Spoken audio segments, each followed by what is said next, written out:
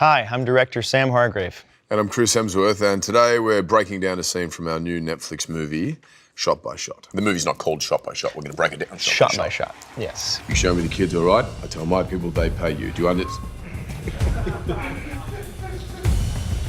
Oh, come here.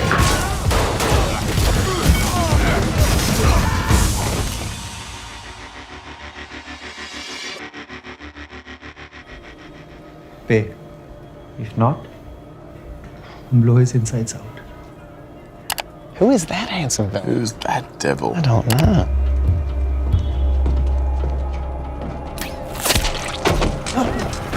This scene was important for many reasons, but mostly it's the first action scene of the movie. Through every action scene, I think it's important to reveal character, and this is the point where Chris here gets to unleash. On the page, this read as a very kind of chaotic scene. We tried to capture the spirit of that, but we also wanted to allow Chris to utilize some of the many martial skills that he had.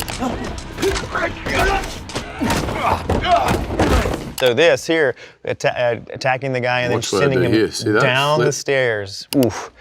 There is a reason why stuntmen exist. You know, like that, there's a hood on and you're falling downstairs and you could possibly hurt yourself. This floor, most of the time, was padded. So instead of having to hide elbow pads or, you know, so you don't get to fall, you're trying to protect yourself, you can go all out and you don't have to worry so much about it. I think we shot this scene over the course of 4 days. And then came back and shot it again. I was like, oh, that's it. Got it in the can, right? And then you came back and said, I want to tweak some stuff. And I was like, I want to tweak you. Every action scene has to have ebbs and flows with the rhythm, and then it has to end with for me, like an exclamation point. And we just didn't quite have it once we shot it the first time.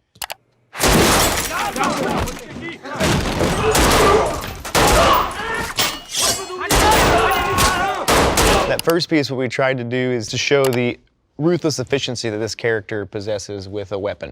And so we start at the top where he has the weapon, and then we slowly start to take away his weapons and make him improvise throughout the set. I remember it was one, you got smacked on the finger pretty good by one of those machetes. It was a wooden machete. Yeah, we Thank you. Don't use the real one.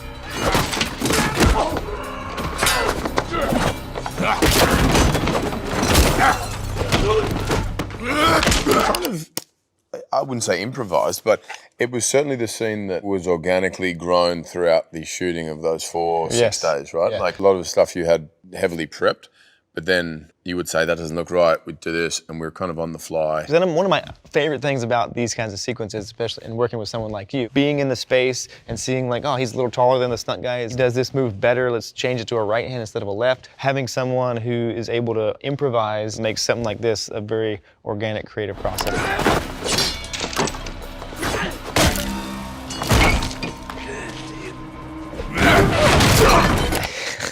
I love these gags. That table was on a dead man, like a cable that was tied off to the floor, so it couldn't go past a certain point. And then he was able to haul off and kick that table. Editorially, you kicked the table that was free, so that one just went out of frame. No one was, you could kick it as hard as you want. I think you broke at least 2 tables. So then in the reverse shot, we had another stunt guy kicking it, but it would stop before it hit the stunt guy in the face, because that would hurt. But the camera angle makes it look like he's taking it right in the teeth. Yeah. And then with the sound effect, it makes it very memorable.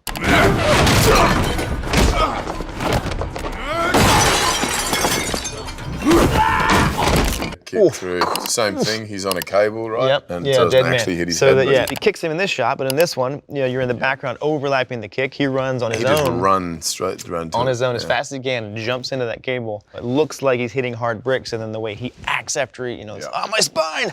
But that's all acting.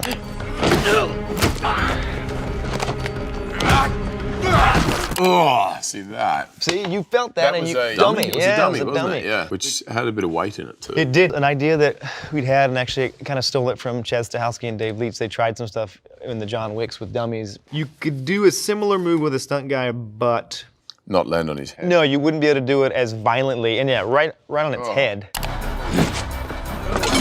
Homage to my character's name, Tyler Rake. This came from a fan of these kind of movies. If Tyler Rake kills somebody with a rake in this movie, it's going to be the most amazing thing ever. And I was like, That's actually a great idea.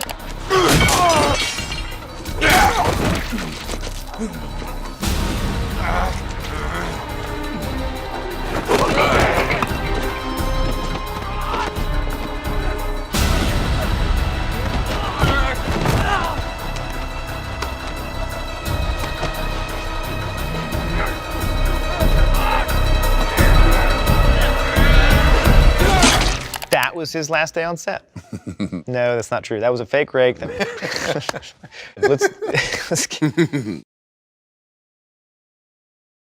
Hey, Lisa here with a bonus behind-the-scenes movie fact. Did you know that there's a Starbucks cup in every Fight Club scene? Director David Fincher thought the Starbucks shops popping up on every block of LA in the late 90s was too much of a good thing. So he poked fun of the coffee chain in Fight Club. He's claimed to have sneaked a Starbucks cup into every shot, with permission of the chain, of course. With one exception, Starbucks didn't want its shop destroyed on the film. Do you like my shirt? You can get one for yourself in the link in the description.